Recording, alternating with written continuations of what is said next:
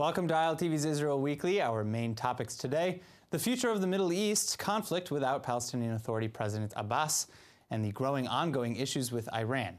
Returning to the studio today, we have founder and executive director of the Israel Institute for Strategic Studies, Dr. Martin Sherman, International Council member from the New Israel Fund, Jacob Nir-David, investigative journalist at Israel Hayom, Akiva Bigman, and finally Professor Moshe Amirav, who is a former political advisor to Ehud Barak at the Camp David Accords regarding Jerusalem, and professor of political science from the Hebrew University of Jerusalem. Thank you all very much for coming back in. Thank you. Now, to begin with, Iran, all eyes are now on the Islamic Republic as signatories of the JCPOA returned from Vienna, where they met to discuss continuing with the deal without the United States. Despite the resumption of U.S. sanctions against Iran and the new plan outlined by Secretary of State Pompeo, the remaining P5+1 powers are now just waiting for Iran to come back with an answer. We got the sense that Europeans and Russia and China, as remaining participants to the JCPOA, are serious. And they recognize that JCPOA's survival depends on the interests of Iran to be respected. This is a shared threat across the world, and I am confident that we can collectively develop a diplomatic response that achieves the simple outcomes that we put forward. So I am confident that there's a set of overlapping values and interests here that will drive us to the same conclusion about the need to respond to the Islamic Republic of Iran's threats to the world. Our Iranian colleagues are sincere, and we were given the impression that they, for their part, are to continue to safeguard and implement the agreement, though they indicate that it perhaps would take them about 2 to 3 weeks to finally decide whether they are to stay in the joint, in the nuclear deal. So to begin, we now have a few weeks before Iran is expected to come back with an answer. Akiva, why don't we start with you? What do you think Iran's answer will be? Yeah, well, I don't know what Iran's answer is going to be. I'm pretty sure it's going to be some kind of yes with a lot of ifs, and going to try to get some better deal with the Europeans. But there's something important I think we should acknowledge, that when you look at the power of nations, the United States is so powerful compared to the other nations.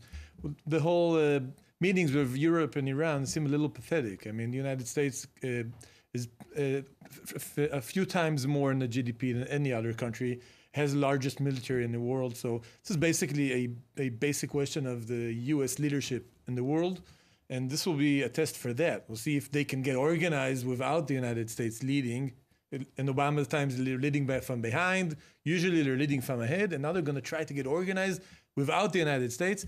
I don't see it happening. The United States is just so powerful and controls the global economy in ways it's almost impossible to have some kind of organization to compete with that. So, Professor Amirav, how would you respond the same way? Yeah, I think that it's not only between the United States and Iran. I think the whole world is worried about what's going on there.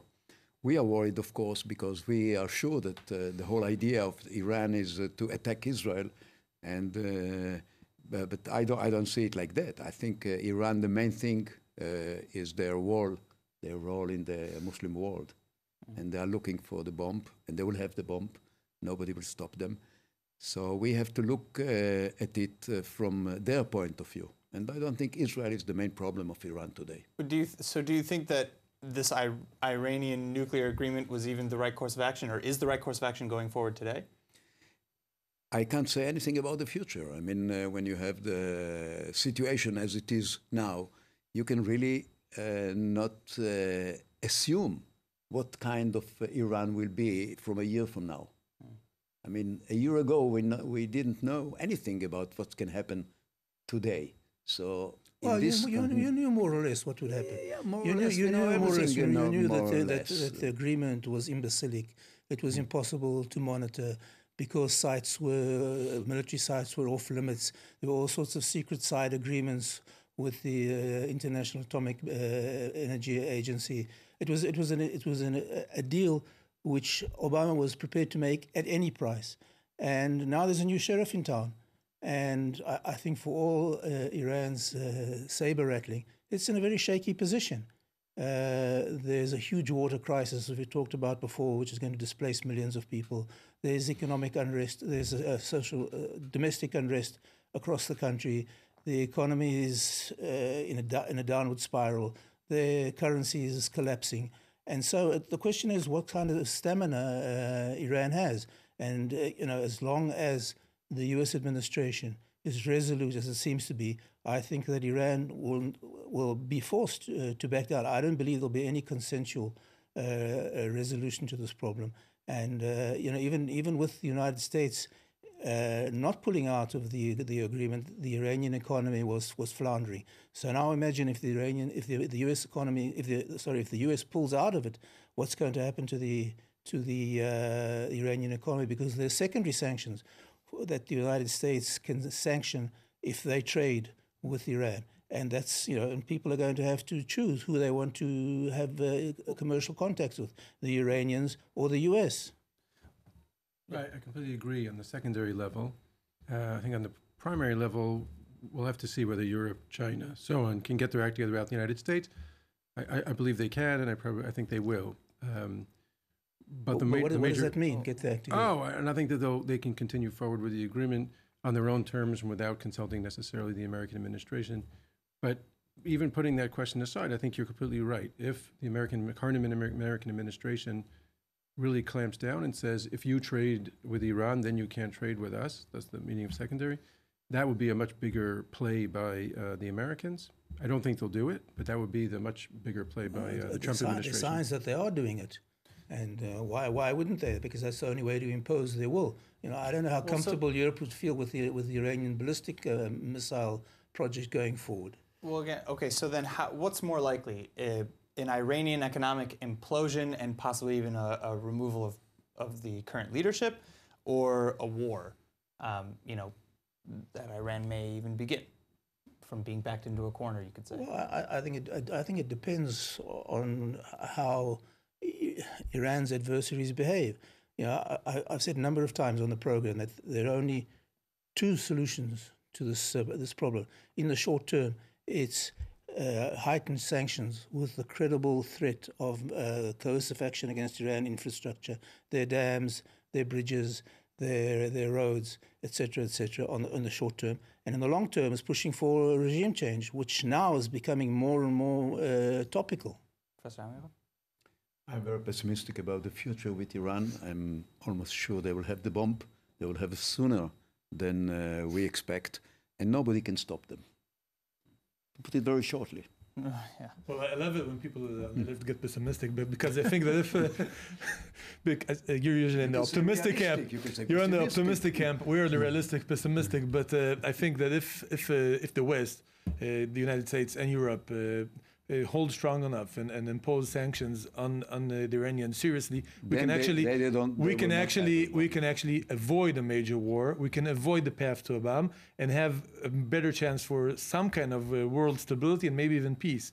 But as long as they continue with these ideas of talk instead of force and these negotiations going on in Europe, we're heading towards the pessimistic view of the bomb and the war. And that's why I actually am pessimistic the way you are, because the left controls Europe. I'm not pessimistic. Because I'm realistic as opposed to Europe, because Europe is down the road to that, and then we're going to end up with an Iranian bomb, but I hope we don't.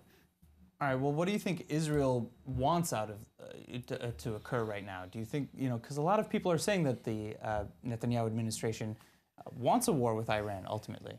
I don't think any of us would want to say that, and would even want to. There would be a nightmare scenario in terms of us actually going to war with Iran.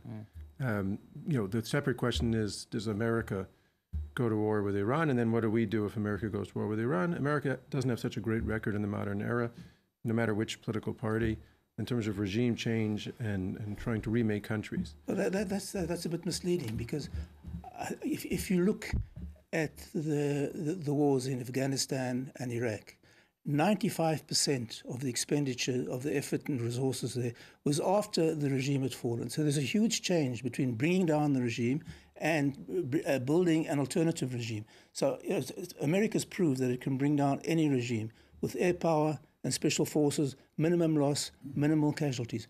building an alternative regime, that's a whole new science. Right, that's what I mean. But I don't think that's a problem in Iran, because it's one thing trying to set up democracies on the banks of the Euphrates and the slopes of the Hindu Kush. It's quite another thing to revive civil society in Iran, and it's not the same because there is a basis for an alternative civil society there. So I think America could easily bring down the regime, and I think it would be far more less problematic to let the pieces fall where they fall in Iran. And I think that must be the kind of thinking that we go along with. As far as war, I mean, we hear this talking point a lot. It's either talk to the Iranians or there's war. This was a classic Obama talking point. Sure. It's either the agreement or war, but that's not true. There's a lot in the middle, and what's in the middle, what's inside, is having sanctions, pushing the Iranian regime. Also, its proxies. There's a lot of work to do in there to avoid a war. And when we see Netanyahu, and actually Israel, not Netanyahu, bombing in Syria and bombing the Iranian proxies all over the place, this is what you have to do. You have to maintain the pressure and push them, and that's the way to avoid the war. It's not the way to bring forward the war. The litmus test is 2003. In 2003, when the Iranians thought there was a tangible military threat, they shut down their nuclear program.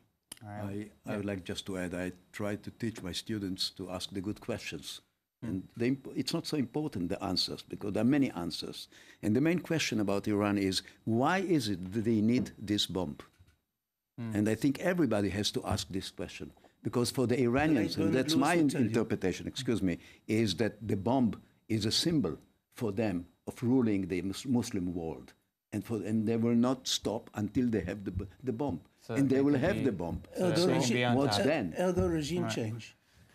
All right, well, with that... Yeah, we are changing all the regimes in the Middle East soon. Well, speaking of regime changes, let's now move on to Ramallah, where Palestinian Authority President Abbas recently returned to the hospital for the third time in just a week.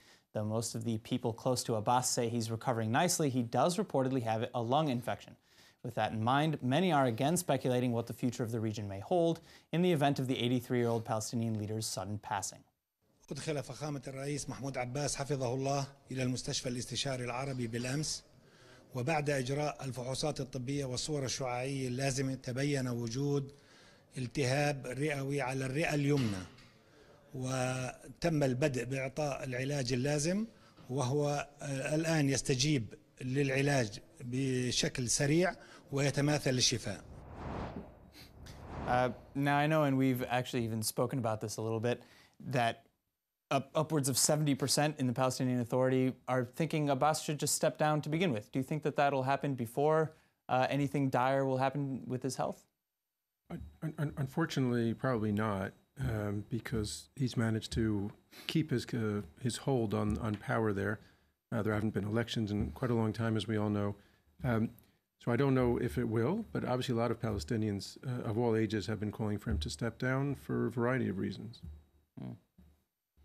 I think in politics, what matters is not the persona, it's not the people, it's the, I would say, the political atmosphere in which we live. If you can, we can look at, let's say, the Palestinians 30 years ago with Arafat. We can look at the Palestinians today with Abu Mazen. It's a different atmosphere then and today. So it's not really important who is the leader. How would you describe the atmosphere today? I think now it's much more despair among the Palestinians about the possibility of peace with Israel than it was in the time of Arafat. I want to remind you that when Arafat was the chairman and he arrived into a new era, peace era. You remember him hugging the Israeli prime minister and having peace. So right now we are in a much more different and much more, I would say, much more hesitating about the future, because it's quite clear that Abu Mazen will not be with us for many years. For the next 5-10 years, he's going. Oh, that's true, but you know, Abu Mazen was always a deceptive distraction, because as Moshe said, it doesn't matter. The personality is not that important. And the Palestinians have never been for a two-state solution. They've been for a two-stage solution. First of all, to get as much land as they can from the Jewish state, and then use that as a platform to attack the Jewish state. It's happened every time when we left Sinai, when we left Lebanon, when we left Gaza. Every time that Israel has relinquished territory, it's become a platform to attack Israel. And it's becoming very difficult to reconcile an assumption of goodwill on the parts of advocates of the two-state solution with concern for Israeli security, because it's obviously a failed imbecilic idea which has cost thousands their lives and tens of thousands their limbs. And it really doesn't matter who's going to take over Abbas, because whoever it's going to be is, at least in the public perception, is going to be more bellicose than him. It's either going to be someone from the Hamas or someone like Marwan Barghouti, who's in jail for multiple murders.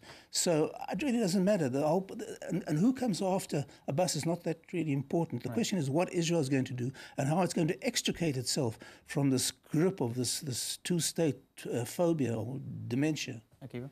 Yeah, so the reason why we think Abu Mazen is different than Arafat is because while Abu Mazen was in charge, there was a change in the situation in the Judea and Samaria. And the reason is because the IDF went back in 2002 and got rid of most of the terror infrastructure in there. So we had the better times, I think, for Israelis and also for most of the Palestinians. It's been a stable, I'll say like maybe 15 years. It's been a better time than it was before under Arafat.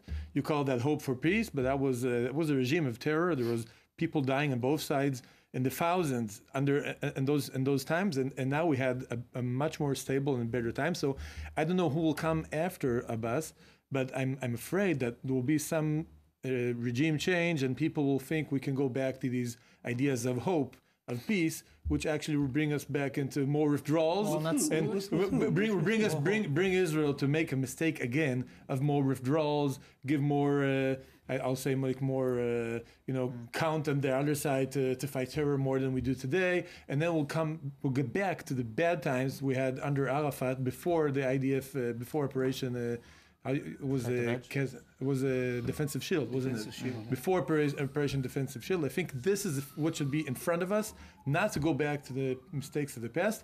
I wish whoever comes in instead of Abbas will enjoy the prosperity, the stability, and the security Abbas enjoyed because of the IDF. Jacob? But I think the real question is not, again, Abbas or not Abbas. The real question is, do we stay with the status quo? Abbas was a person of the status quo. He didn't make huge noises over the past 15 years. He basically held the line status quo. Long-term negotiations. Except when he didn't in Gaza. Long-term negotiations went nowhere. He lost control in Gaza. And the reason he hasn't lost control in the West Bank is because the IDF is deployed. I completely agree with you. I'm saying he's a person of the status quo, including the IDF. He's a person of the status quo. He didn't push any kind of buttons. Me too. So the real question is to the young people in Ramallah and Jenin and Hebron and so on, the question is what is our message to them? I have an idea. And what is their leadership's message to them? I have an idea. Is it status quo for another 15 years, for another 20 years? I'll sign up for status quo for another 100 years. Seek your future elsewhere. And that's the difference. Seek your future elsewhere. How would you respond? When we look on the past, okay, and Abu Mazen is already past, we look at the two leaders, Arafat and Abu Mazen. And I have this kind, with my students, the historical perspective, looking backward and see who was better for Israel. What was the better situation for us Israelis with these two leaders? One was a very strong one, which was Arafat. And one was very peaceful in a way, Abu Mazen. And we see that both of them are stuck with the same, I would say, ideas of what it has to be. And in the end of it, it's two words, a Palestinian state.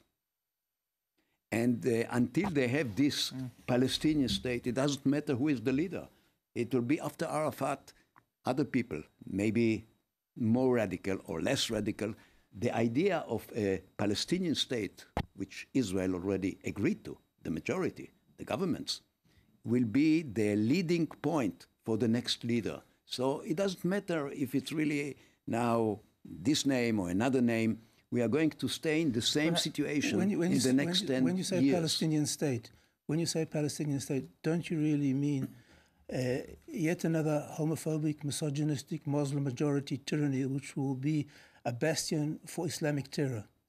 Maybe, but we are speaking about... Maybe? Well... Yeah, everything. Yes, I don't know what could go wrong. I don't know. What could go wrong? I know a little bit about the past. I know nothing about the future. All I can tell you in the past is that Israel accepted the idea that you are against it, but the idea of a Palestinian state. Yeah, well, the whole question now is when. Let's correct that mistake. All right, so final word, and then we'll move on. Well, let's correct that mistake, because this idea has been in the forefront of Israeli foreign policy for a quarter of a century. So many people have paid with it with their lives and their limbs. At what stage are two-state supporters going to raise the possibility that maybe they're wrong? By the way, the Labour Party this morning actually was talking about maybe that they should pull back from the two-state solution. But what has to happen for you to say, well, it's not working? Quarter of a century, huge amount of effort and political capital and money and resources and effort all down the drain. Why hasn't it happened yet? If there was any chance for political initiative, it was for a Palestinian state, and it hasn't happened. And it hasn't happened because it can't happen. The alternative is one-state solution. No, the alternative is another question. Unfortunately, I have to end it here. We have just enough time for a short good word, our silver lining, something we can end on a positive note. Jacob Neel-David, I think the silver lining of optimism, I experienced in a dinner in Ramallah a couple of weeks ago, where people were optimistic, where people didn't want a status quo for the next 20 years, but we're not looking in the direction that you just iterated, in a very, very different direction. So that's my point of light. I'm also very optimistic about the future. I'm optimistic because if I will not be optimistic, I am in a big problem. So we don't have any other choice, we Israelis, but to be optimistic. Well, let's hope what we're seeing in the Labour Party in the last few days, this abandoning of the two-state solution, let's hope that that's the beginning of a sea change and a far more sober atmosphere in the Israeli political system. The alternative is one-state solution. Well, I'm optimistic just because the present, I mean the last 15 or 20 years are pretty good for us. And unless these guys on the other side of the aisle interrupt, I think there's no reason why we shouldn't continue and have more good times. So I'm so far optimistic. If you don't... All right, well, we've got optimism on every side of the spectrum, so that's good. All right, and that is our time, unfortunately, for ILTV's Israel Weekly this week. Again, I'd like to thank our guests, Professor Moshe Amirav, Akiva Bigman, Dr. Martin Sherman, and of course, Jacob Neel-David. And thanks to all of you for tuning in. Remember to follow us on Facebook at Israel English News and on Twitter at ILTV News. I'm Aaron Porras, and we'll see you next week.